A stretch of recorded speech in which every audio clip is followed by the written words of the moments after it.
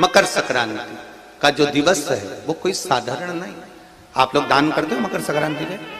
कितनी चीजें दान करते हो? और सुहागन माताओं को देते हो ना? क्या देते हो? कितने देते हो? 13 14 कितने हैं? 14। कौन से पुराण में लिखा है कि 14 चीज देना चाहिए?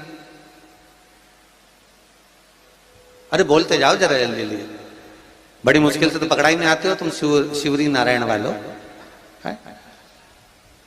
14 चीजें दान देना है। किस पुराण में लिखा है? कोई तुमसे पूछ सकता है तो महाराज आप कह सकते हो अग्नि पुराण में वर्णन आता है। कौन से पुराण में लिखा है? अग्नि पुराण में लिखा। देवऋषि नारद भगवान विष्णु के पास जाकर पूछते हैं, नारायण कृपा करिए। भगवान विष्णु ने पूछा क्या बात है, बोलिए देवऋषि नारद क्या चाहते? चाहते क्या हो वो बताओ।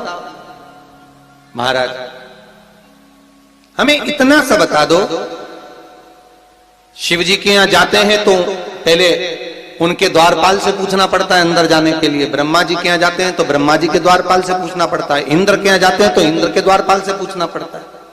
हम जितनी भी जगह जाते हैं तो कोई ना कोई द्वारपाल से हमें पूछना पड़ता है अंदर जाने के। भगवान देवऋषि नारद कह रहे हैं नारायण से कुछ ऐसी कृपा कर दो कि हमें किसी से आज्ञा लेना ही नहीं पड़े।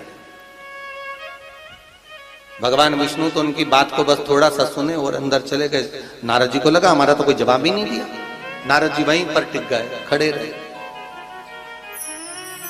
नाम जाप करते थे। विष्णु वापिस आए और देवऋषि नारद से कहा एक काम करो, जब सूर्य मकर में प्रवेश करते हुए उत्तरायण की ओर जावे, उस घड़ी उस पल में देवऋषि नारद तुम 14 बार भगवान के नाम का, शिव नाम का दान दे दीजिए। भगवान नारायण के नाम का, राम नाम का, कृष्ण नाम का दान दे दीजिए। अब देखो यहां पर यह नहीं लिखा कि प्लास्टिक का डब्बा दो। समझ लेना जी हो अच्छे से कि लोगों ने दान को कितना भ्रष्ट कर दिया वो बताया जा रहा है। अग्नि पुराण में यह नहीं लिखा कि तुम प्लास्टिक की चाय की चन्नी दो 14, बाल्टी दो 14, या प्लास्टिक का डब्बा दो 14 है। यहां पर यह नहीं लिखा है कुछ भी हो। यहां क्या लिखा अग्नि पुराण में कि मकर संक्रांति के दिन जब सूर्य उत्तरायण भाव में प्रवेश करे, मकर में जावे, उस समय पर देवऋषि नारद तुम्हारे मुख से अगर 14 बार भगवान के नाम का दान 14 जीवों को दे आओगे तो किसी भी देवता के पास जाओगे तुम्हें परमिशन की जरूरत नहीं पड़ेगी, तुम डायरेक्ट प्रवेश कर जाओगे। डायरेक्ट।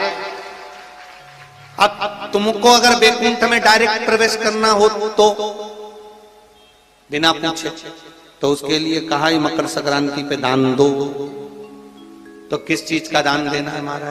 प्लास्टिक का डब्बा नहीं, बाल्टी नहीं, चन्नी नहीं। फिर किस चीज का दान?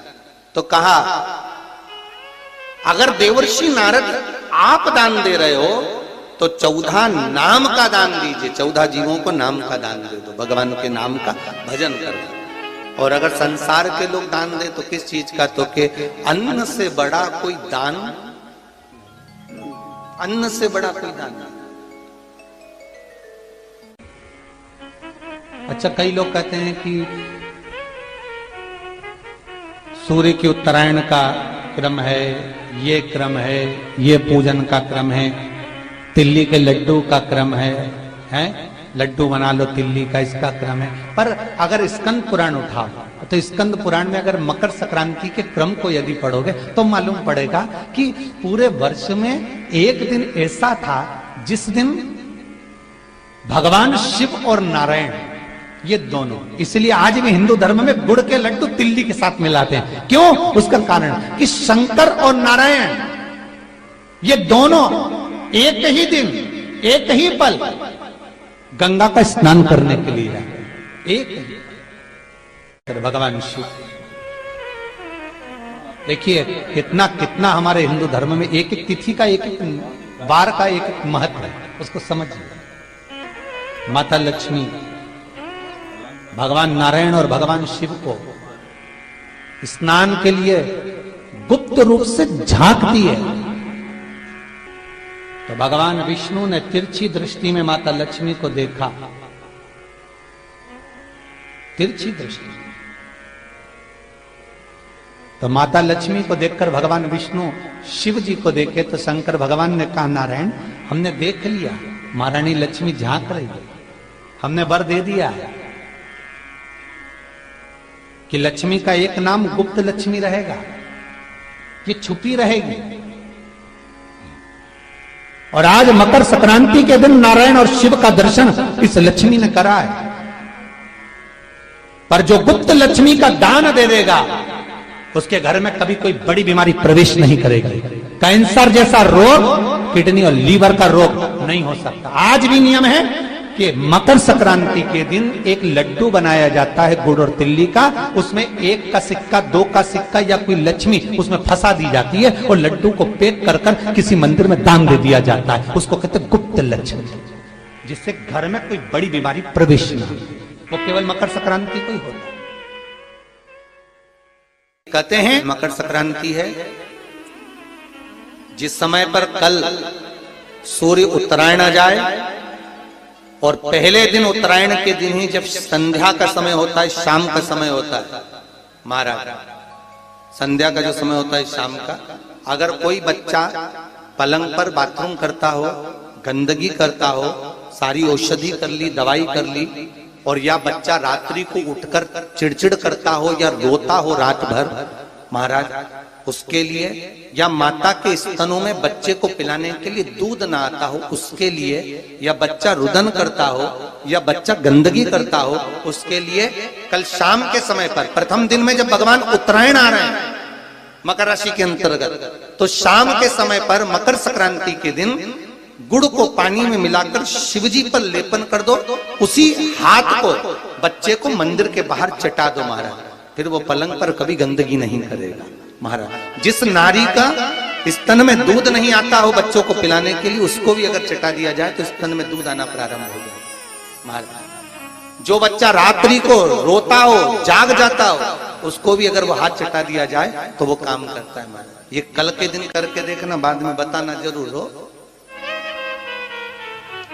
शुगर वाले जीव जिनकी शुगर ऊंची नीची हो रही हो, ज्यादा शुगर की परेशानी आ रही हो और इंजेक्शन लेना पड़ रहा हो, उनके लिए निवेदन है काली तिल्ली कल के लिए है ये खास तौर से, बाकी के शुगर के लिए तो उपाय और बाद में बता देंगे, पर कल के लिए जो करना चाह रहे हैं जिनकी शुगर लेवल में नहीं आ रही है, काली तिल्ली शंकर भगवान के शिवलिंग पर समर्पित कर दो और उस काली तिल्ली को जब शिव जी पर चढ़ाएं तो महाराज हाटकेश्वर महादेव का नाम लेना है। कौन से महादेव? हाटकेश्वर महादेव का नाम लेना है और शंकर भगवान पर काली तिल्ली चढ़ाते जाना है। उसमें कंकर नहीं हो, सफेद तिल्ली का एक भी दाना नहीं हो, इसका ध्यान रखिए। उस काली तिल्ली को चढ़ा दीजिए। हाटकेश्वर महादेव का स्मरण कर कर किसी को जल ना चढ़ाने देना उस समय पर जब आप शंकर जी को चढ़ाएं, और भगवान शंकर की हाटकेश्वर महादेव का स्मरण कर कर 108 रुद्राक्ष से मनके से माला जप लो। वहीं शंकर चढ़ी रहने ना तिल्ली, उसी तिल्ली को वापिस कटोरी में उठाकर लिया। 3 दिन तक लगातार उसको थोड़ा थोड़ा कर कर सुबह के समय खाली पेट खाइए, शुगर लेवल पर आ जाएगी महाराज। आपकी शुगर हाई ऊंची नीची नहीं जाएगी। हाटकेश्वर महादेव का स्मरण। किसी व्यक्ति ने मालूम पड़े कोई भूमि पर कब्जा कर लिया और नहीं छोड़ रहा, तो उसके लिए भी कल का दिन बड़ा महत्वपूर्ण है महाराज। उसके लिए भी कल का दिवस बड़ा महत्वपूर्ण है महाराज।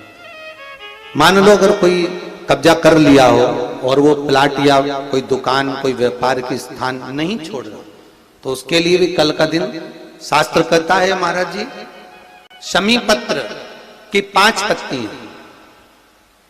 कितनी पत्तियां लेना है? 5। शमी पत्र की 5 पत्ती, बेल पत्र की 11 पत्ती। मकर राशि में प्रवेश करते समय सूर्य का स्मरण करते हुए सूर्य पे से 7 बार घुमाकर भगवान शिव का नाम मंत्र लेते हुए, जो शिव महापुराण का मूल मंत्र है, श्री बोलिए जम के, श्री शिवाय नमस्तुभ्यम, शिव महापुराण के मूल मंत्र का स्मरण कर कर सूर्य पर से घुमाकर शंकर भगवान के शिवलिंग पर जो समर्पित कर देता है और चढ़ी हुई एक बेलपत्र शमी पत्र उस स्थान पर डाल देता है जो कब्जा नहीं छोड़ रहा, महाराज 6 महीने के अंदर वो कब्जा छोड़कर भागता नजर आता। और थोड़ी भी मात्रा का अगर कर्जा है तो उस कर्जे को चुकाने का प्रयास करें, और अगर नहीं चूक रहा तो कल सूर्य जब मकर में उत्तरायण भाव में प्रवेश कर रहा है तो 1 लोटा पानी कलश महाराज उसमें जल भर लीजिए और जल भरकर उसमें 7 दाने चने की दाल के डाल लीजिए। 7 दाने चने की दाल के डालकर उसमें थोड़ा सा कुंकू रौली थोड़ी सी इसमें डाल लीजिए। 3 शमी पत्र 1 बेल पत्र उस जल के अंदर डाल लीजिए महाराज, और डालकर सूर्य नारायण भगवान को दर्शन करते समय जल छोड़ते समय उत्तर की ओर, आपके घर से जब उत्तर का जो भाग हो उस ओर जल का भाग थोड़ा सा छोड़े। आखिरी का बचा हुआ जो जल और बेलपत्र और शमी पत्र है एक साथ जब पूणे तो जितना अपने मन में भाव हो कि हमारा इतना कर्जा है बाबा वो चूक जाए, या कोई पैसे नहीं दे रहा है उसका भी स्मरण कर सकते हैं कि हमारा इतना रुपया लेना है, और वो जल शमी पत्र बेलपत्र उसी समय पर नीचे डाल देना, उसका छींटा थोड़ा सा अपने ऊपर लेकर प्रवेश कर महाराज।